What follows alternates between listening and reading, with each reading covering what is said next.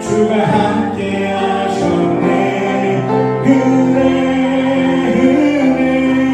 갚을 길 없는 은혜 내게 주신 주의 은혜. 자, 그러면 2024년도 3분기 재직회를 우리 하겠습니다.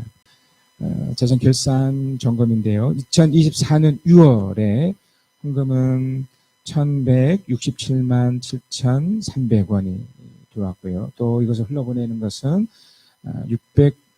664만 9,960원을 우리가 흘러 이렇게 보냈습니다. 또 2024년 7월입니다. 우리 헌금이 1,664만 원이 들어왔고요. 흘러보내기를 812만 1,730원을 흘러보냈습니다. 그리고 2024년 8월입니다. 헌금이 8만 5천 원을 이렇게 헌금을 하셨고요. 흘러보내기를 920만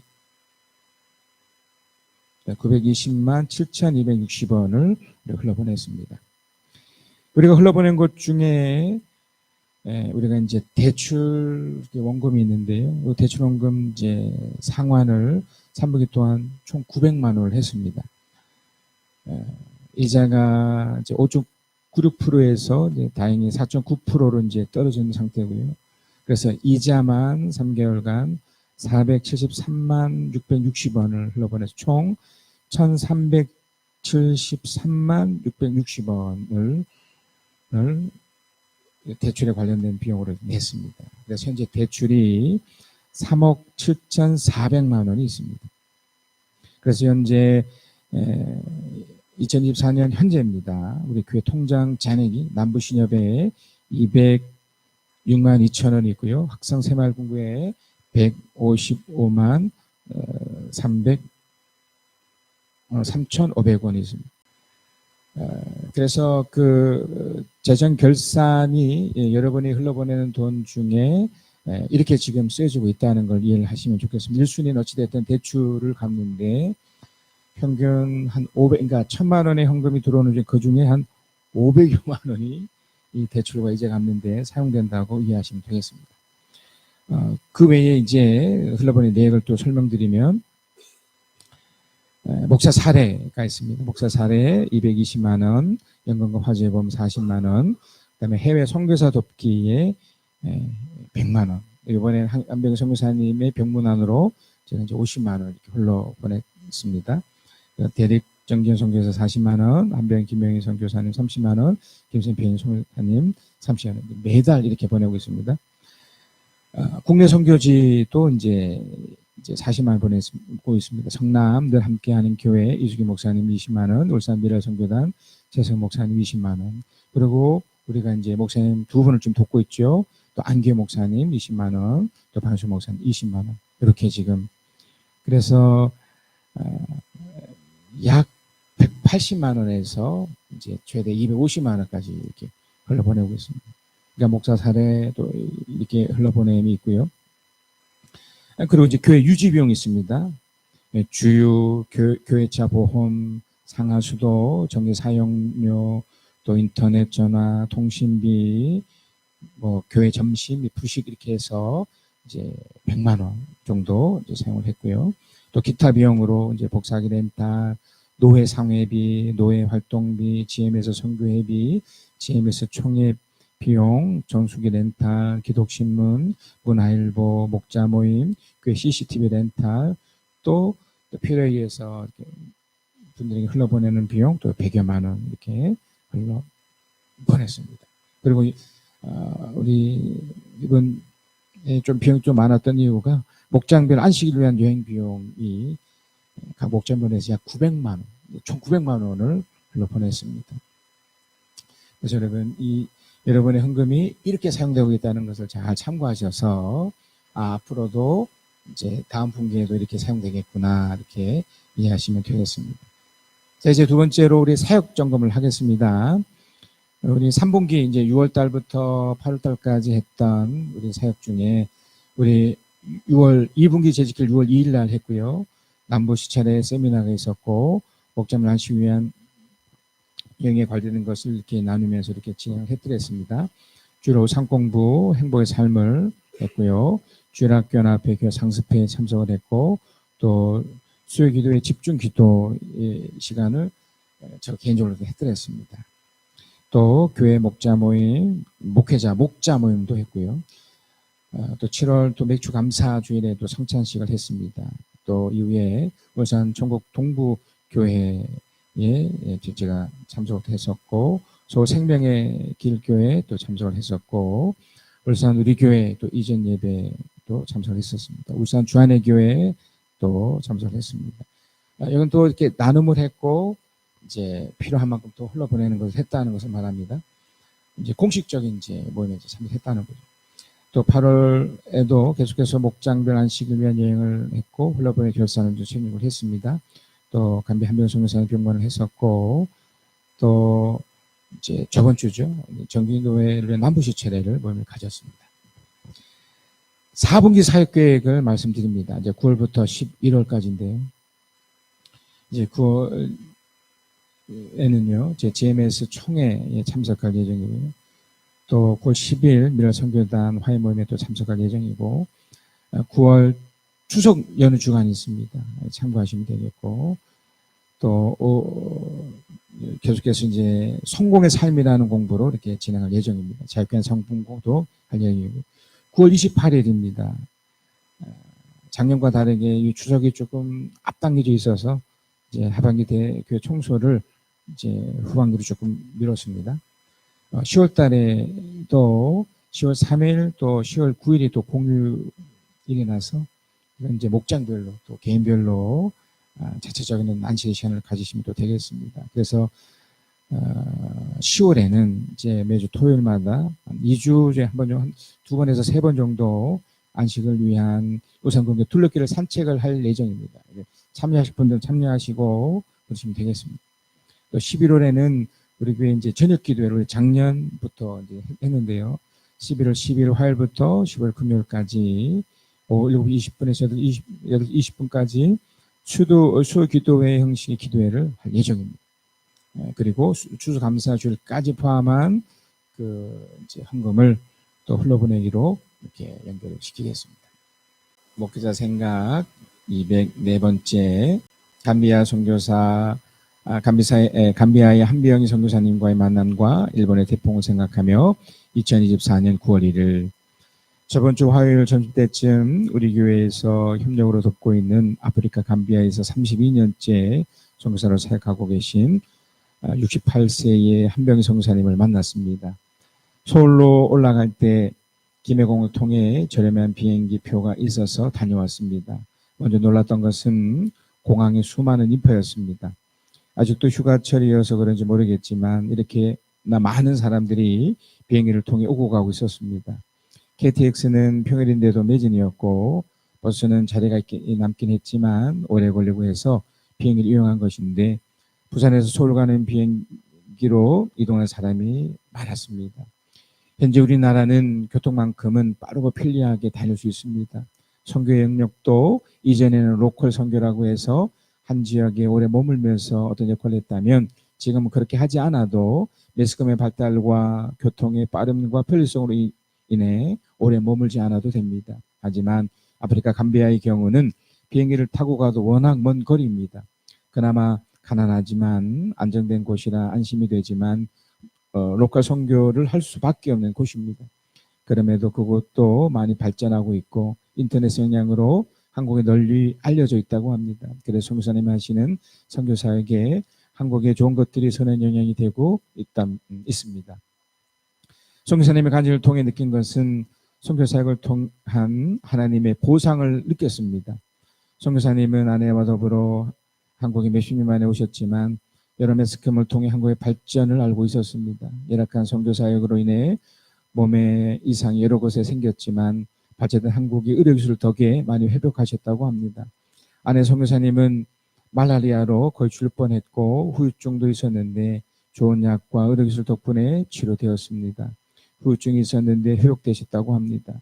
또 하나는 바른 신앙을 배운 하나님의 사람을 통한 하나님의 손길이었습니다. 선교사님을 돕고 있는 제자가 있는데 이전 서울의 교회에서 전도사로 있었을 때 양육받은 중학생이었습니다. 이분이 자라 다니던 교회 장로가 되었고 우리나라에서 세 번째로 큰 물류회사를 운영하는 50대 중반의 사장이 되었습니다. 이 제자분이 물신양면으로 송사님을 돕고 있었고 지금도 송사님을 포함해서 1년에 무려 1억 5천만 원의 기부를 여러 곳에 한다고 들었습니다. 송사님의 경우도 20년 전부터 매달 꾸준하고 성실하게 돕고 있었고 송사님이 두 딸에게도 재정적인 후원을 아끼지 않는다고 하셨습니다. 둘째 딸은 미국에서 의학 공부를 해서 의사가 되어 곧 취업하게 되었는데 그 모든 후원을 송사님이 제자 장로님이 하셨다고 합니다. 더 놀라운 것은 후원의 규모를 정작 자신은 모르고 겸손하게 행하고 계셨다는 것입니다. 제가 놀랍게 느낀 것은 하나님의 사역이 진짜 부자들에 의해 진짜 하나님의 사람들에 의해 조용하면서도 잔잔하게 그리고 강력하게 진행된다는 것이었습니다. 지금 일본은 일본 역사상 가장 강력한 태풍을 만나고 있습니다. 세계에서 잘 사는 곳 중에 하나인 일본의 이재민 규모만 300만 명이라고 합니다. 선교사에 관련해 단순하게 비교할 수는 없지만 제 개인의 해석으로는 단순하고 분명히 느껴집니다. 일본 사람들은 군국주의라는 천황을 모시는 거대한 종교 국가와도 흡사합니다.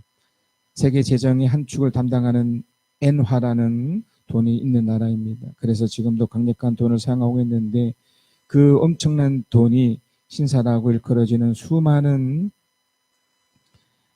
장소로 보내지고 있습니다. 일제강점기 때 죽은 전범들도 신이 되어 있는 나라에서 정기적이고 꾸준하게 일본 정부에서도 그 신사에 엄청난 규모의 돈을 보내고 있습니다. 그것도 공개적이고 당연하게 그렇게 하고 있습니다. 그러면 나라가 안정되고 좋은 나라가 되는 것이 상식일터인데 더 이상한 나라가 되고 있습니다. 그리고 끊임없이 자연재해가 그들에게 찾아오고 있습니다. 진짜 부자들이 우리가 믿는 하나님께 바른 행동을 한다면 결코 세상은 자연재해로 병들지 않을 것입니다. 하나님은 하나님의 사람들에게 놀라운 기회를 주십니다.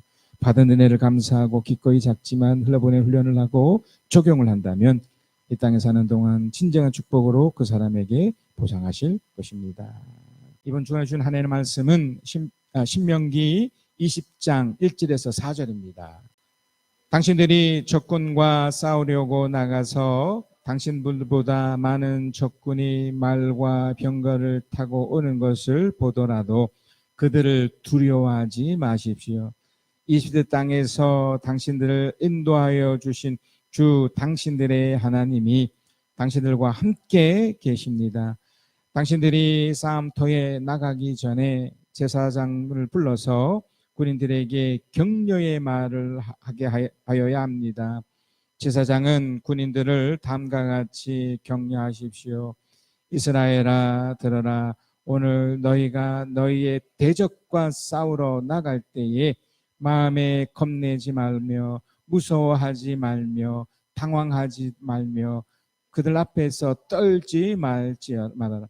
주 너희의 하나님은 너희와 함께 싸움터로 나가서 너희의 대적을 치시고 너희에게 승리를 주시는 분이다. 여러분 혹시 여러분 사시는 그 안방이나 또 보이는 곳에 바퀴벌레가 나왔다면 어떻게 하실 것 같습니까? 예, 물론 도망가는 사람도 있죠. 예, 저희 집은 제 아내가 잡습니다만 잡습니다. 왜 그렇습니까? 바퀴벌레에 대한 부정적인 이미지가 있는 거죠.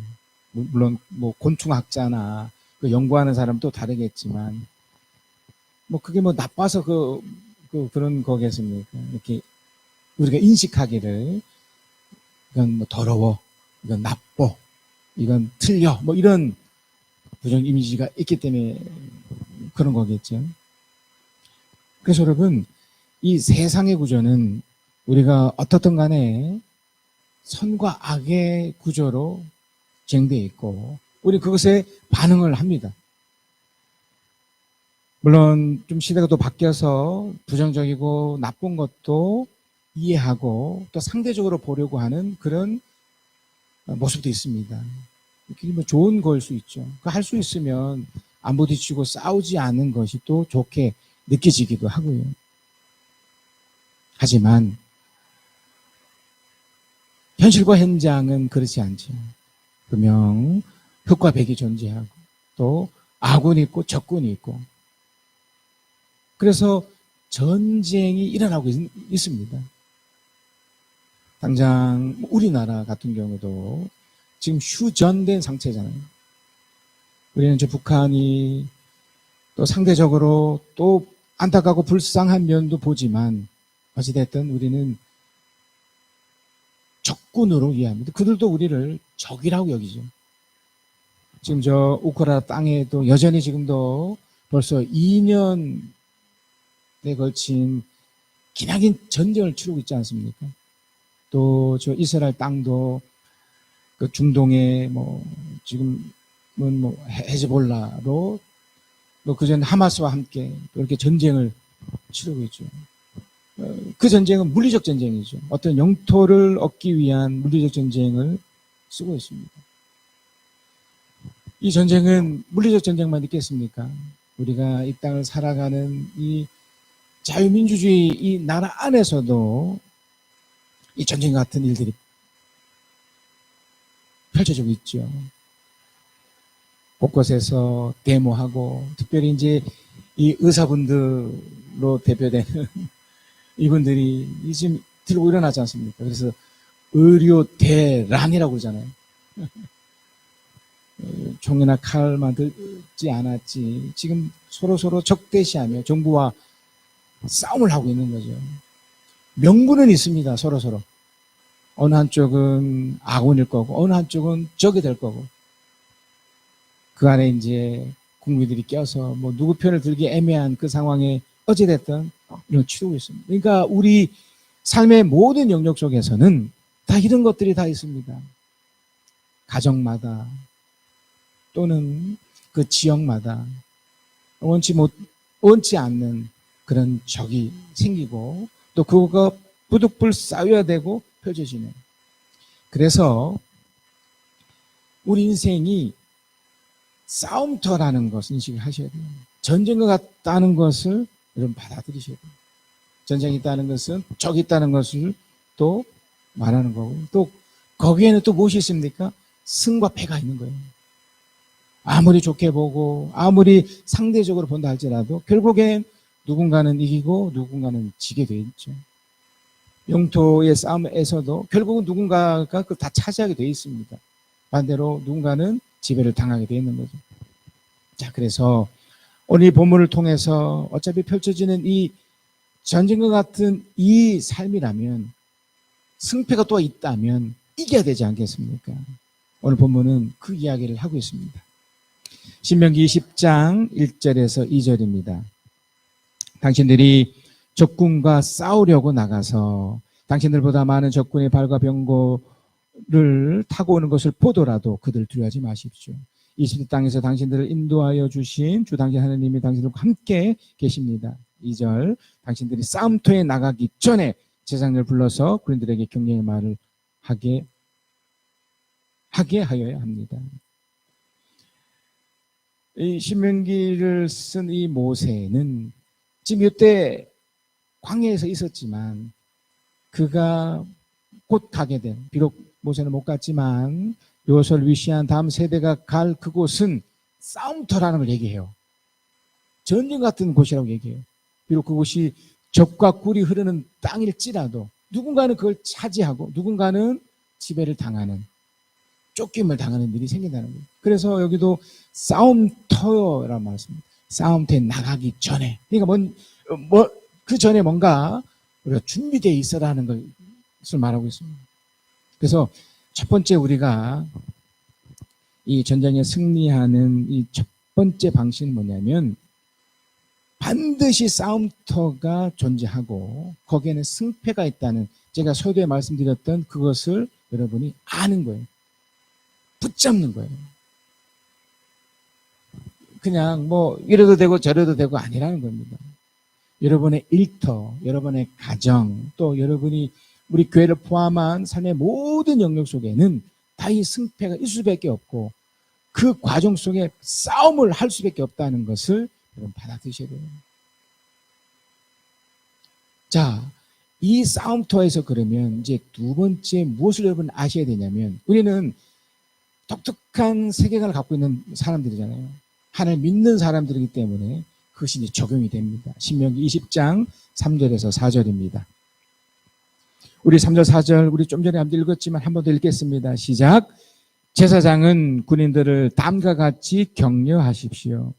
이스라엘아 들으라. 오늘 너희가 너희의 대적과 싸우러 나갈 때에 마음에 겁내지 말며 무서워하지도 말며 당황하지도 말며 그들 앞에서 떨지 말아라. 주 너희의 하나님은 너희와 함께 싸움터에 나가서 너희의 대적을 치시고 너희에게 승리를 주시는 분이시다. 아멘. 분명한 사실은 눈에 보이지 않는 하나님께서 우리 현장, 그러니까 싸움터 같은 그런 현장에서 우리 대신 싸워주신다는 거예요. 결론은 승리를 우리에게 안겨주신다는 겁니다. 그러니까 이게 놀라운 건데 이걸 알아야 돼요. 이걸 붙잡아야 돼요. 우리가 헷갈려 하는 것은 삶의 현장 속에 펼쳐지는 이런 것 속에서 왠지 우리가 지는 것 같거든요. 그 증거가 여기도 당부했지만 겁내고 무서워하고 막 당황하고 막 떠는 일들이 생긴단 말이에요. 그러니까 우리가 딱 어려움을 딱 직면하면, 근데 제가 이제 우리 권사님 중에 한 번을 이렇게 보니까 저 같으면 이런 재정의 어려움들 앞에 진짜 와, 이 덜덜 떨 것 같고, 실제로 이제 제 아내 하는 일을 통해서도 제가 느낀 거지만 정말 무섭거든요. 그런데 이렇게 하시더라고요. 오히려 주님 앞에 나가서 떨지 않고 겁내지 않고 기도하며 나가는 걸 내가 보았습니다. 그러니까 이분에게는 하나님이 돕는다는 확신이 있다는 거예요. 그게 언젠가는 펼쳐지겠지만 그 확신이 있는 거예요. 그래서 여러분, 전쟁에서, 그러니까 싸움터 같은 이 세상, 이 여정 속에 이길 수 있는 방법이 바로 이겁니다. 싸움터가 생기고 승패가 있는데 하나님이 도우셔서 반드시 이기겠다는 확신을 갖는 거. 자, 그러면 좀 더 구체적인 방법을 좀 보십시다. 그러니까 우리는 이 정도는 여러분이 다 아실 거예요. 그렇지 않겠습니까? 신앙이 어느 정도 있다면 그래, 뭐 하나님 믿고 뭐 가면 되지, 뭐 또 기도하면 되지. 근데 현장은 쉽지 않잖아요.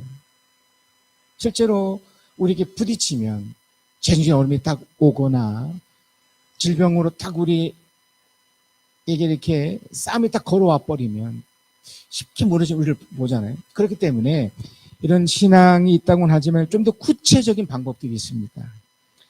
자, 신명기 20장 5절에서 7절입니다. 그 다음에 장교들은 군인들에게 다음과 같이 지시하십시오. 우리 좀 전에 보았던 내용들은 좀 이론적이면서도 조금 일반적인 내용이라면 이건 조금 구체적 분명한 내용. 왜냐하면 그 당시에도 군인들에게 직접 했던 이 모세의 부탁이었거든요. 그러니까 지시를 합니다. 너희 가운데 집을 짓고 준공식을 하지 못한 사람이 있으면 누구든지 집으로 돌아가거라.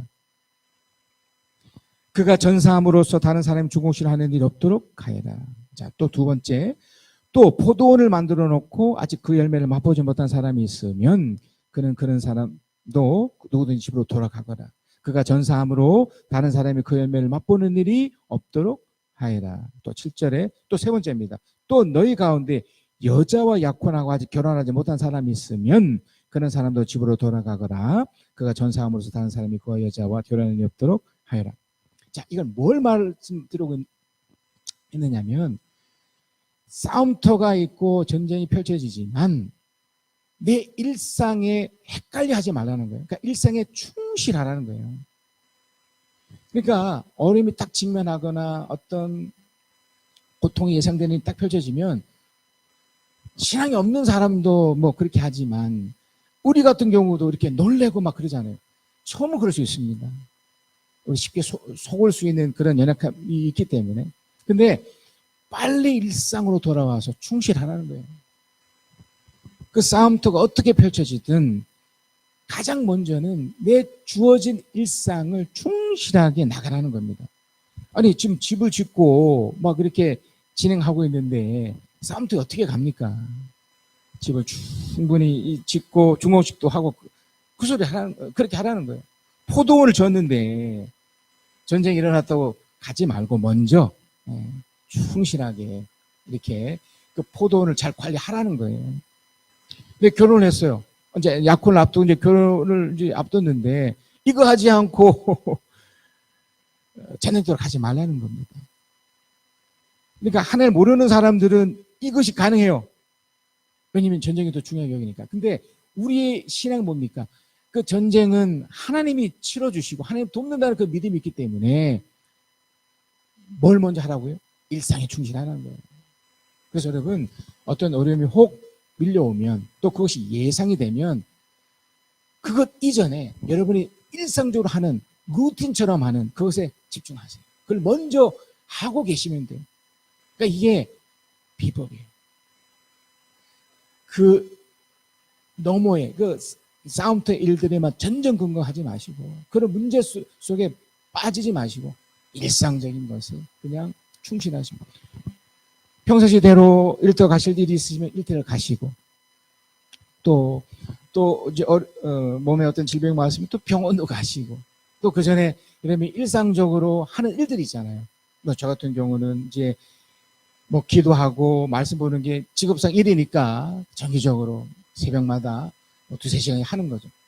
그 공부하는 분들은 또 여전히 공부하고 그런 일들을 그러니까 여러분 속에서 가장 보편적이고 상식적인 일상을 충실하게 하라는 겁니다. 또 하나 하겠습니다. 신명기 20장 8절에 장교들은 군인들에게 또 이렇게 지시하십시오. 전쟁이 두려워서 겁이 나면 누구든지 집으로 돌아가거라. 그런 사람이 있으면 다른 형제의 사기만 떨어진다. 그러니까 이게 굉장히 상식적인 얘기 같지만 그렇지 않거든요. 제 아내도 이렇게 보면 또 우리 이제 신앙을 오래 가진 분들도 이렇게 보면 자꾸 착각을 하는 게 있어요. 내가 아프잖아요. 내가 힘들잖아요. 그러면 충분히 그 힘듦과 어려움을 토로할 수 있어요. 근데 그것을 계속 가져가는 거예요. 계속. 그러니까 어느 시점에서는 이것을 떨쳐내야 돼요. 그러니까 두려워서 겁이 날 수는 있지만 이것을 끝까지 가져가서는 안 되는데 이렇게 되는 거예요. 그러니까 정말 이 사람이 신앙인인가 신앙이지 아닌가를 판단하는 또 하나의 기준이 이것도 있을 수 있어요. 어려움이 딱 직면했었을 때 처음은 그럴 수 있지만 조금 시간이 지났을 때 그의 행동과 그 모습을 보면 어떻습니까? 오히려 하나님이 도와주신다는 자신감을 가지게 되는 분들은 이게 진짜 신앙이에요.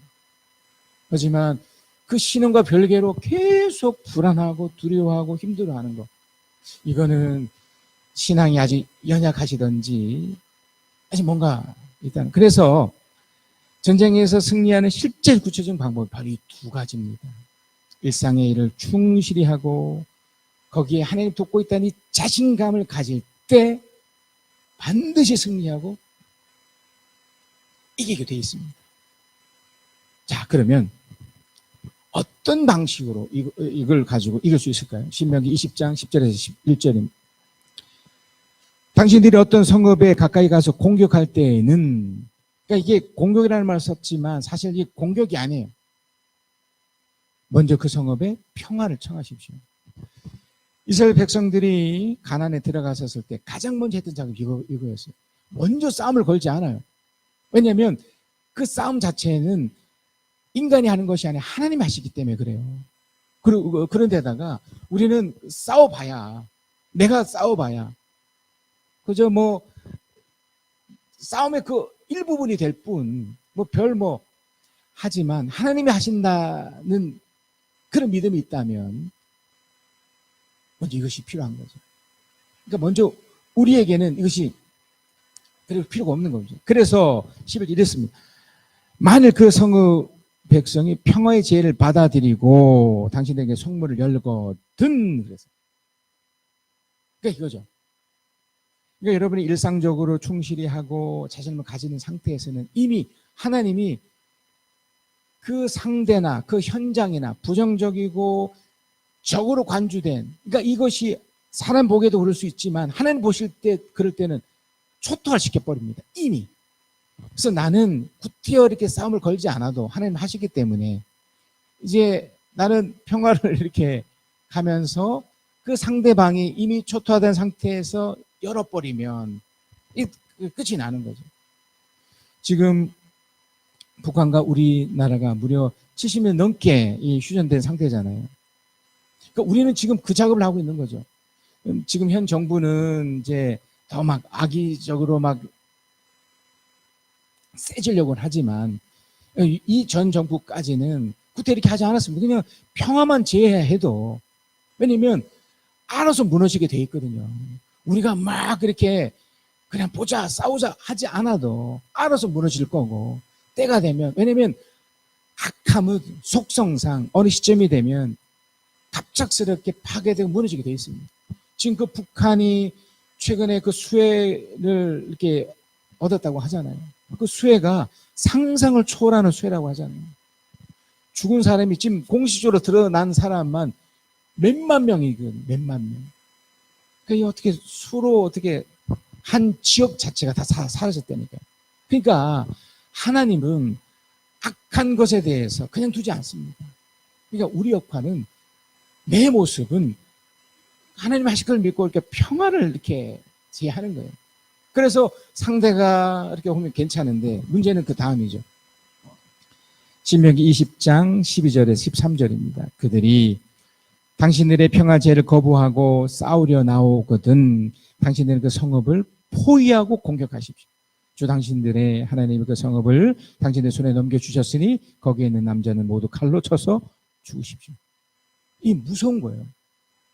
그러니까 싸움이 싸움으로 대치돼 버리면, 그러니까 우리가 사실 공격하는 것 같지만 우리는 공격하지, 우리는 포위만 하면 돼요. 이 포위라는 게 이런 겁니다. 이제 상대나 이제 악한 세력이 뭐 눈에 보이지 않는 세력도 있을 수 있고, 여러분의 일터나, 그러니까 이건 공정과 상식에서의 악함이 있는 사람들이거나 그런 상황이에요. 그럴 때 우리는 그 상황 속에서 기도하는 거죠. 하나님, 이 말이 안 됩니다. 이거 하나님 도와주십시오. 하나님이 이 역사하셔야겠습니다. 라고 기도하고 우리는 이걸 포기한다는 표현이. 그러면 하나님이 만군의 그 천사들을 대동시키셔서 초토화시켜버리세요. 알아서. 내가 밀리는 것 같고 내가 지는 것 같고 뭐 그렇게 하는 것 같아도 하나님이 일정 부분 그렇게 하실 수 있을지라도 결국엔 당신의 방식으로 완전히 초토화시키십니다. 그래서 모두 칼로 쳐서 죽이십시오 라고 했던 거예요. 자, 그런데 여기에 아주 중요한 전제가 하나 있습니다. 그 뭐냐면 신명기 20장 16절인데요. 그러나 주 당신들의 하나님이 당신들에게 유산으로 주신 땅에 있는 성읍을 점령할 때에는 숨쉬는 것도 하나도 살려두면 안 됩니다. 자, 이건 우리가 신앙적 양심에 따라하는 거예요. 이게 굉장히 중요한 요소인데요. 마치 여러분, 신앙이 어떤 특별하고 어떤 신비롭고 그런 게 결코 아닙니다. 이건 아주 상식의 근거, 그러니까 공정과 상식에 근거되는 것인데, 하나님이 당신의 유산을 주신 땅, 이게 사실 모든 것에 다 적용이 돼요. 여러분의 일터, 여러분의 가정, 우리가 있는 이 뭐 교회, 실제로 눈에 보이는 이 지역, 이런 것도 다 포함이 되는 건데, 여기서 우리 신앙의 양심이 뭐냐면, 내가 상대와 더불어 또 나 스스로도 하나님 보실 때입니다. 내 양심이 꺼리낌이 없는 거, 이 모습이어야 돼요. 그러니까 내가 자칫 잘못하면 신앙이 있다는 이유로 그 상대를 함부로할 수도 있고요. 반대로 함부로를 넘어서 또 너무 유해서 아까도 말씀드렸듯이 뭐 상대적으로 뭐 그럴 수 있지 뭐 라고 용납하는 경우도 생겨요. 이 모든 것이 안 되는 거예요. 신명기 20장 19절에서 18절입니다. 그렇지 않으면 그들의 신을 섬기는 온갖 역겨운 일을 당신들에게 가르쳐서 당신들이 주 당신 하나님께 죄를 짓게 할 것입니다. 실제로 여러분, 그 가나안 땅에서 그들이 다 점령을 했어요. 다 차지했어요. 그런데 어느 순간 그 점령된 것에서 마지막 신앙적 양심을 버린 거예요. 좋아 보이거든요. 대단해 보이거든요. 여러분, 여러분이 만약에 저 북한의 지금의 김정은이 하는 그 모습이 그래도 대단하잖아, 멋있잖아 라고 여러분 여기시면 여러분들 지금 이런 마음인 거예요. 그게 역겨운 겁니다. 그게 해서는 안 될 일이고 어떻게 인간이 신의 반열 위에 있으려고 하는 거예요. 우리나라에도 비일비재합니다. 신앙을 가졌다고 하면서 오만하고 교만하고 마치 그 위치에 서고 싶은 그 욕구가 있거든요. 그걸 신의 양심으로 이겨내야 돼요. 왜냐하면 여기도 그렇지만 역겨운 일에 내가 속임받을 수 있기 때문에. 그래서 어떻게 해야 됩니까? 완벽하게 전멸시켜야 돼요. 그러니까 내가 이 전쟁이 마치 하나님이 치러주시고 역사하시는 건데 마치 내가 잘나서 내가 뛰어나서 뭔가 된 것처럼 착각해서 안 되는 거예요. 여러분이 여러분이 가지게 된 것의 99.9%는 다 하나님이 주신 거예요. 여러분의 노력을 그저 상해 주신 것이죠. 어느 때부턴가 내가 이걸 놓쳐서 세상의 것을 이렇게 받아들이면 이것이 역겨운 일이 되어버리는 거예요. 그래서 여러분, 결론은 이렇습니다. 신명기 20장 19절에 20절입니다. 당신들이 한 성읍을 점령하려고 둘러싸고 공격하는데 오랜 시간이 걸리더라도, 아셨죠? 우리가 비록 신앙을 가지고 이것 때문에 오랜 시간이 걸리더라도, 제가 우리 권사님 제가 존경합니다. 그 긴 기간 동안 끊임없이 매일매일 주 앞에 나와 새벽마다 때때 나와서 기도하시면서 누가 봐도 이거 안 될 것 같은데 그럼에도 기도하십니다. 오랜 시간 걸리더라도 거기에는 과일나무를 도끼로 마고 찍어서는 안 됩니다. 신앙적 양심 속에 최종 그걸 버리면 안 돼요. 과일은 따서 먹도록 하십시오. 그러나 나무를 찍어버리지는 마십시오. 들에 있는 나무가 온수라도 된단 말입니까? 어찌 그 나무들을 포기하겠습니까? 여러분 아시겠죠? 여러분, 전쟁에서 우리는 승리해야 됩니다. 하지만 그 전쟁을 제대로 치르고 승리해야 되지 않겠습니까? 결론입니다. 이 표현을 여러분이 잘 마음에 담아두셔서 우리 한 주간 또 사시고 또 일평생 동안 잘 담아두셔서 승리하시길 축복합니다. 함께 읽겠습니다. 시작. 세상의 전쟁터에서 하나님이 승리케 해줄 것을 확신하고 자신감을 가지며 일상에 충실하여 신앙적인 상식적인 방식으로 승리합시다. 주께서 전진해 오나 그의 강한 승리의 그의 영원 찬란하게 비치네. 찬양하세 승리의 노래 주 찬양 승리의 찬양 누가 다할 손과 주님의 군대 우리 대장 되신 구주 예수 나 주님의 뒤따르며 누가 다할 손과 주님의 군대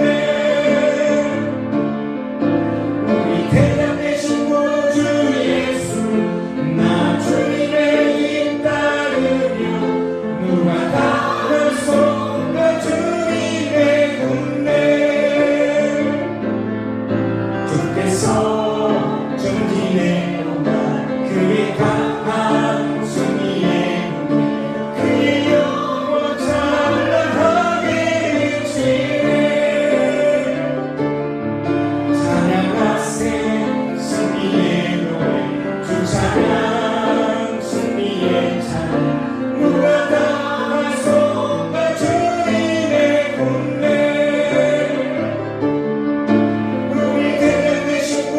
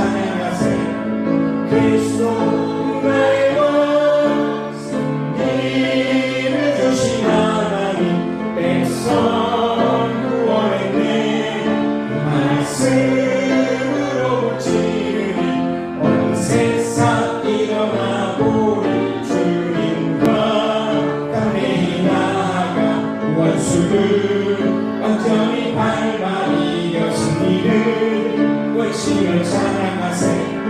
그리스도 나의 왕 주님과 담대히 나아가 원수를 완전히 밟아 이겨 승리를 외치며 찬양하세. 그리스도 나의 왕 승리를 주신 하나님 백성 구원했네.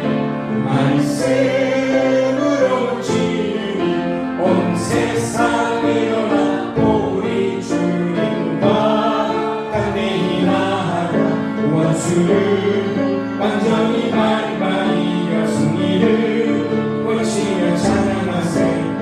그리스도 나의 왕 그리스도 나의 왕 그리스도 나의 왕.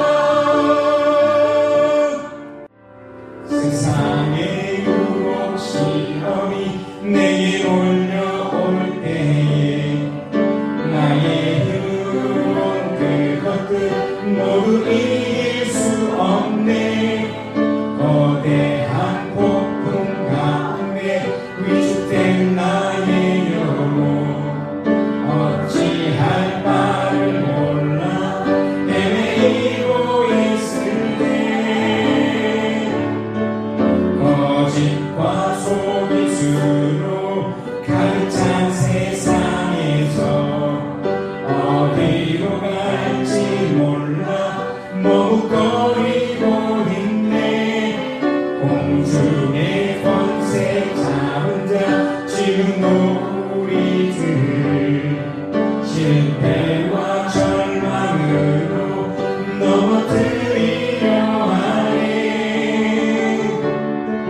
주위를 둘러보며 아무도 없는 듯 믿음의 물을 들며 보이는 분 계시네. 지금도 내 안에서 역사하고 계시는 사망과 어둠의 곳에 물리치신 예수님. 주를 찬양 손을 들고 찬양